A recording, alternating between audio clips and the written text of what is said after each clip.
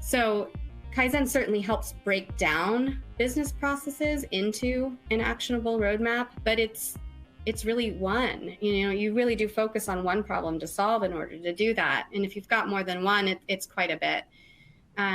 What if you're at a point in your organization where there's a necessity for really comprehensive transformation?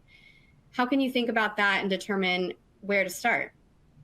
So with that, I'd like to kick it back over to Darren to talk about measurement and really think about success criteria and what that means in terms of navigating a project.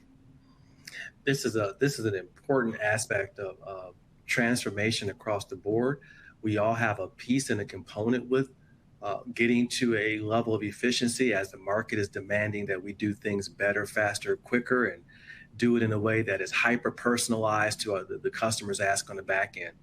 So generally speaking, Tracy, there's 5 general value drivers that we seek to impact in the business. And it's timing, cost, quality, service, and delivery. So timing is how do we get to speed to value at the first deliverable for a professional services engagement? How do we begin tracking the time in which the customer presents a request and we actually deliver that first deliverable to demonstrate value there? And there's ways that we can track into that, and we can get into earned value management, some other things that help clarify how we're delivering value just at the timing perspective. On the cost side is, does the cost make sense for our business? Are there ways that we can leverage technology to remove some of the costs in executing some of the services that we offer?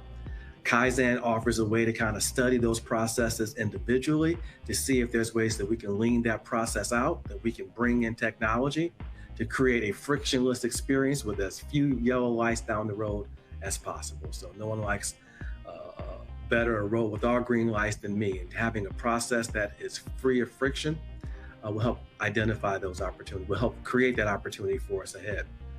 Quality in terms of what the customer actually wants to see is important as a individual specific metric that we're driving for. So it's important in many cases not to over-engineer a solution, but it's also important to understand exactly what the customer is looking for and what may be some peripheral elements around that in order to drive a solution that meets the quality expectations and that wows the customer on the back end. There's some benchmark data out there that suggests that professional services not only needs to do a better job at identifying, crystallizing customer requirements for quality earlier in the process, but doing regular check-in points in the delivery life cycle in order to make sure that we're delivering the value and the quality the customer is expected.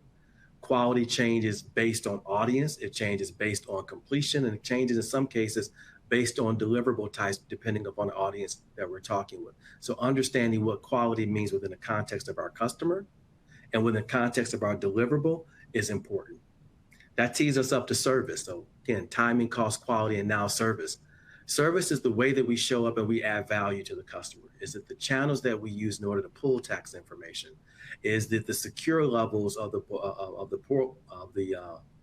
portals that we use? Is it the experience to engage with some of these secure levels that we have to deliver, but we can engineer them in a way that the friction that presents in as little friction as possible, engineering that experience of the customer that they feel like it's a seamless, natural process, and it's frankly just easy to do business with this person, given the constraints that we have with protecting PII, PHI, et cetera. So orchestrating that service engineer track and that service delivery value chain is important. And again, just like quality, leaning in to understand across that service delivery cycle where there's opportunities to measure that service delivery from the customer perspective, as well as from the system's perspective. And then finally is delivery, providing or transitioning the endpoint over to the customer in the way that a customer can receive it. So is that a digital system? Is that a finished product uploaded on behalf of a customer? Is that a filing that's actually been done with a back-end indication and communication to a customer that the transaction was completed? Those are some of the drivers and some of the elements that we look at generally to engineer a system that delivers value, that we can measure the progress of that system to deliver that value, and then we can engineer the processes and acquire the tools that helps us engineer that value so that entire delivery mechanism, those 5 general value drivers, are measurable, things we can impact, things we can put action items against to move the needle on, and things that will ultimately help us scale our business as we structure those elements that impact those metrics.